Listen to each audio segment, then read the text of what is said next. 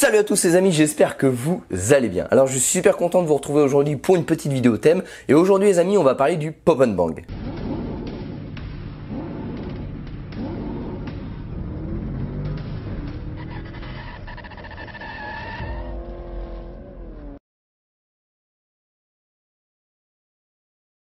Alors aujourd'hui les amis, on parle du Pop and Bang et vous avez été très nombreux à me demander ce thème-là. C'est un thème qui est un petit peu en vogue en ce moment. Vous avez beaucoup de voitures, il y a beaucoup de youtubeurs, il y a beaucoup de vidéos sur internet. Maintenant on voit des Pop and Bang ou on crée des Pop and Bang parce que c'est devenu aussi un petit peu finalement une petite référence à la course, aux véhicules sportifs, aux véhicules haut de gamme, compétiteurs. Et puis pour les passionnés de voitures, c'est vrai que c'est un petit peu sympa. Alors qu'est-ce que c'est que le Pop and Bang? Je vais essayer de vous mettre une petite vidéo ici pour que vous compreniez un petit peu à quoi ça ressemble. Et donc en d'autres termes, c'est tout simplement ce qu'on va appeler des crépitements à l'échappement. Alors ça s'appelle aussi crackle map. Alors mon anglais est pourri, vous le savez, mais c'est pas grave, au moins vous pourrez chercher sur internet comment ça fonctionne. Alors crackle map, ça veut dire quoi? Ça veut dire tout simplement une map. Donc une map c'est quoi? C'est une cartographie moteur qui fait craquer. Qui fait craquer, ça veut dire quoi? Ça veut tout simplement dire que ça fait crépiter l'échappement. En France, on connaît beaucoup le Pop and Bang. Donc me demandez pas pourquoi ça s'appelle comme ça, en gros c'est tout simplement des explosions dans l'échappement. Et le crackle map, c'est plus au niveau des programmeurs qui fabriquent les maps, ils vont appeler ça plutôt comme ça. En gros, c'est un phénomène qu'on fait volontairement sur le moteur pour soit créer du coup ces fameux bruits là, mais à la base ça vient pas de là. Je vais tout vous expliquer. Alors maintenant que vous savez identifier ce que c'est qu'un Pop and Bang, on va déjà comprendre sur quel véhicule ça peut être utilisé. Pour créer du Pop and Bang, je vous l'ai dit tout à l'heure, c'est quelque chose qui est fait volontairement, qui est fait de la main de l'homme. C'est pas votre moteur qui fait ça. Ou du moins, il peut le faire très occasionnellement, mais quand c'est répétitif, donc le vrai Pop and Bang, c'est tout simplement que c'est fait volontairement. Pour être fait volontairement, il faut que l'homme puisse aller intervenir sur l'injection. Donc déjà, on a forcément ce symptôme-là, ce phénomène-là uniquement sur des véhicules à injection, que ce soit direct ou indirect, les deux sont possibles. Mais il faudra obligatoirement un véhicule à injection puisqu'il faudra une cartographie électronique et donc la possibilité de modifier celle-ci. Donc vous comprendrez que les véhicules à carburateur, vous oubliez, ça n'existe pas, pas de crackle map ou Pop and Bang disponible sur ces véhicules-là. Maintenant qu'on sait sur quel véhicule ça peut arriver, on va discuter un petit peu maintenant de l'origine de ça. D'où vient cette mode du Pop and Bang et pourquoi c'était utilisé? Parce que vous imaginez bien que ça s'est pas inventé comme ça en disant putain le mec il s'est trompé sur la map, ouah c'est trop marrant, vas-y on laisse ça comme ça puis on le diffuse à tout le monde. Non, à la base c'est quelque chose qui est utilisé en compétition, mais plus particulièrement en rallye. Et pourquoi? Tout simplement parce que c'est utilisé sur des véhicules turbo. Et généralement en rallye on a maintenant beaucoup de véhicules turbo et même depuis toujours. Alors en F1 etc vous l'avez aussi mais c'est différent. En rallye vous avez besoin de reprise, vous accélérez très fort, vous freinez machin, enfin voilà je vous fais pas de dessin, c'est quelque chose de très dynamique, de très brutal.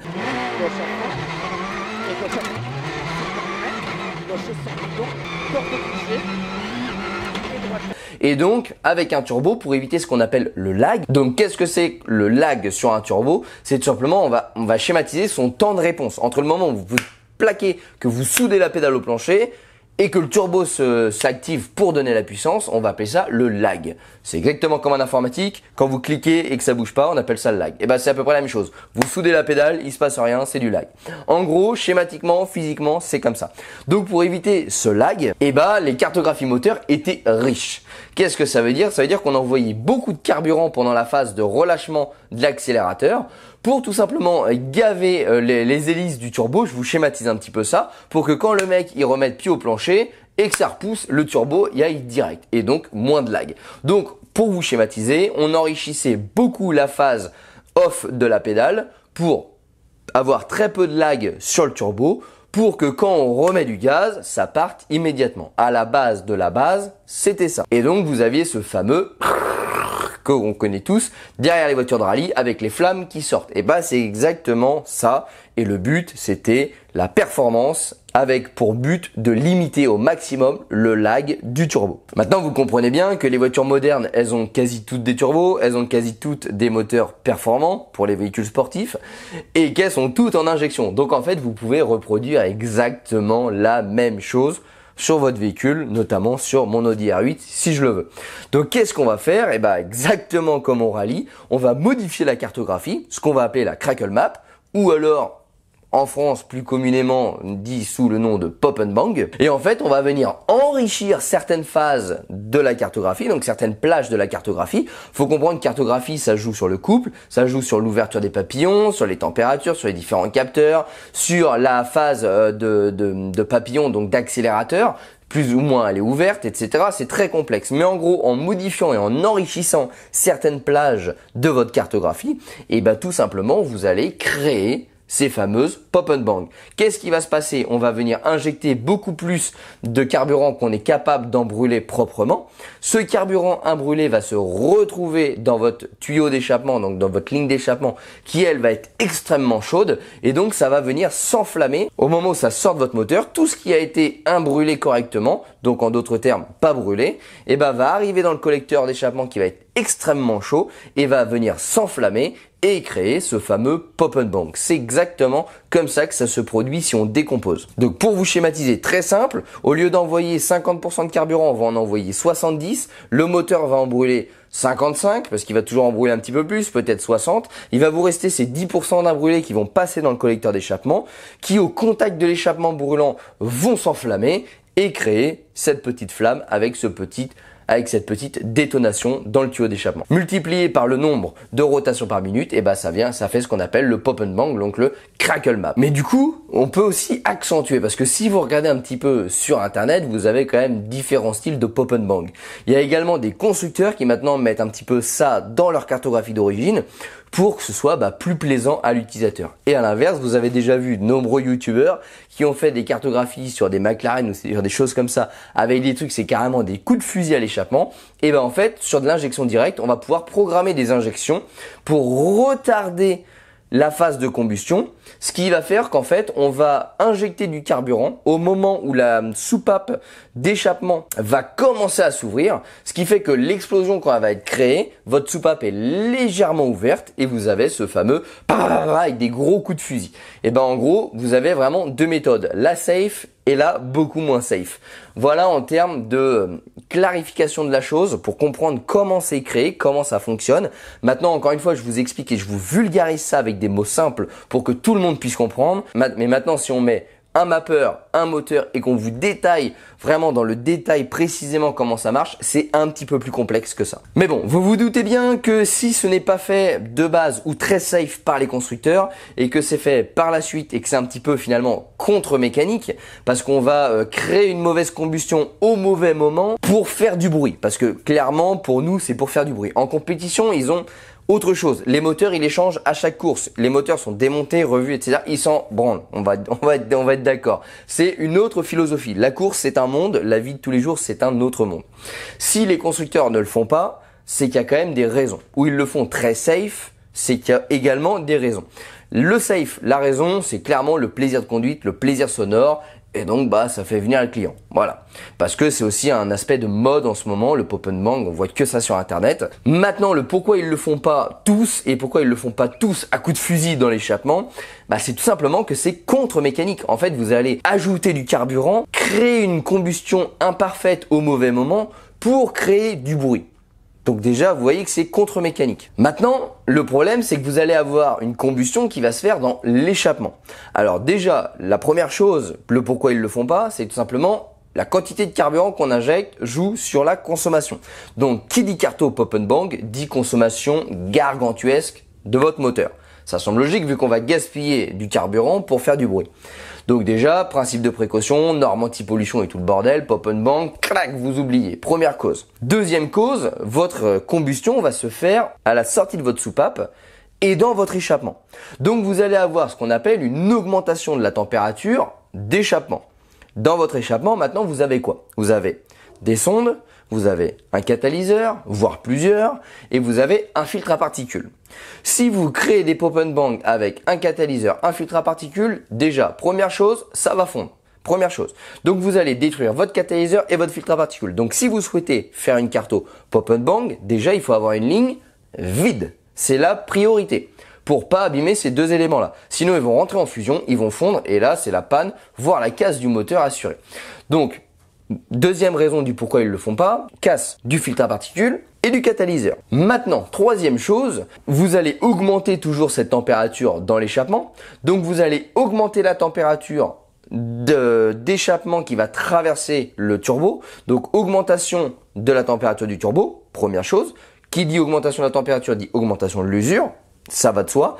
Et surtout, les turbos sont prévus pour une question d'économie d'échelle à une certaine température. C'est-à-dire que par exemple, un même turbo qui va être utilisé sur une voiture diesel et sur une voiture essence n'aura pas les mêmes composants internes dans le turbo pour résister à une même température.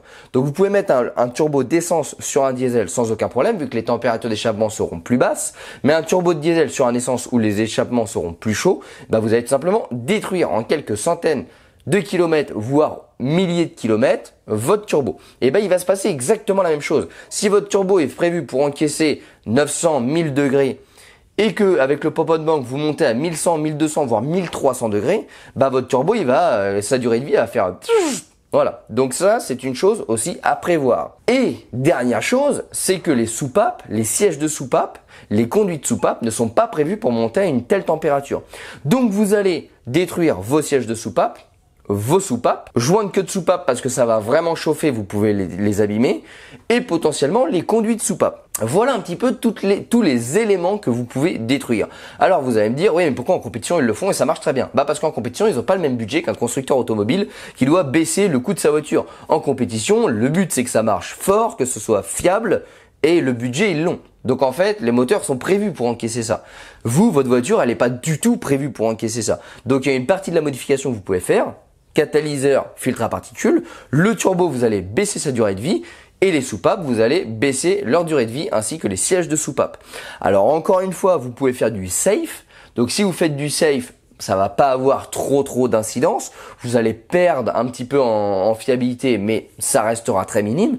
Par contre, si vous faites vraiment une cartographie très violente avec des gros coups de fusil et un nombre de répétitions de pop and bang très nombreux, et tout simplement votre moteur, votre échappement et votre turbo va très vite se détruire. Donc c'est vraiment c'est un phénomène qui est adorable à l'oreille, qui est franchement très joli et avec la petite flamme qui sort, mais c'est un mode de fonctionnement anti-mécanique. Et tout ce qui est anti-mécanique et surtout qui n'est pas prévu par le constructeur, va tout simplement détériorer les éléments concernés du moteur. En l'occurrence, je rappelle, soupape, guide de soupape, siège de soupape, jointe queue de soupape, turbo, filtre à particules, catalyseur et même collecteur d'échappement. Pourquoi? Parce que l'explosion va se créer dans le collecteur d'échappement et tous les pots d'échappement ne sont pas très solides. Je prends l'exemple de Ferrari où tout simplement votre collecteur d'échappement peut péter. Voilà. Et c'est un problème qui arrive très souvent sur les Ferrari notamment. C'est pour ça que je prends cet exemple-là. Donc attention sur l'aspect vraiment mécanique de ce pop and bang. Alors du coup, maintenant que vous savez ce que c'est que le pop and bang, comment ça marche et ce que ça abîme, et maintenant la vraie question c'est, faut-il quand même faire un pop and bang pour s'amuser? Alors il y a deux solutions. Soit vous vous en fichez du côté aspect santé de votre moteur et que si ça casse vous êtes prêt à payer. Alors dans ces cas-là, faites-vous plaisir, c'est adorable à l'oreille, mais restez dans le raisonnable. Ou alors vous voulez avoir un petit peu mieux en termes de bruit d'échappement, mais pas non plus détruire votre moteur. Vous pouvez demander quelque chose de très safe à votre programmateur, ou alors vous avez vraiment peur pour votre moteur et votre but c'est la longévité. Dans ces cas-là, oubliez, mettez votre téléphone avec un pop and bang sur YouTube, vous mettez ça dans les enceintes et le plaisir sera pas du tout le même. Donc voilà, je n'ai pas de conseils particuliers à vous donner. Soit vous le faites à la raison de la folie et vous en foutez, vous faites un truc qui déchire. Soit vous faites le milieu entre la fiabilité et le bruit. Et soit comme moi, vous le faites pas du tout parce que vous êtes très gaga avec votre voiture et que vous refusez de lui faire du mal, même si ça gâche un petit peu le plaisir sonore à l'oreille. Moi personnellement, je ne me verrais pas faire ça sur mes véhicules parce que je sais que mécaniquement c'est pas bon et que mécaniquement ça abîme. Alors même si je fais un truc très safe et que ça abîme que très peu, et malheureusement je ne le ferai pas parce que dans ma tête je sais que ça abîme le moteur. Donc voilà. Après, libre à vous les amis, j'espère que cette petite vidéo sur le thème du pop and bang vous a plu. Maintenant vous connaissez tout sur le pop and bang, vous savez comment ça marche, ce que ça abîme, etc. Vous êtes totalement libre maintenant de faire ce que vous souhaitez sur votre véhicule. N'hésitez pas à nous rejoindre sur les réseaux sociaux, Facebook, Instagram, tous les liens seront en description de la vidéo. Et surtout abonnez-vous à la chaîne YouTube pour recevoir une notification pour les futures vidéos, que ce soit à thème ou mécanique. ou alors teste ce produit. Allez les amis, je vous dis à très bientôt. Ciao.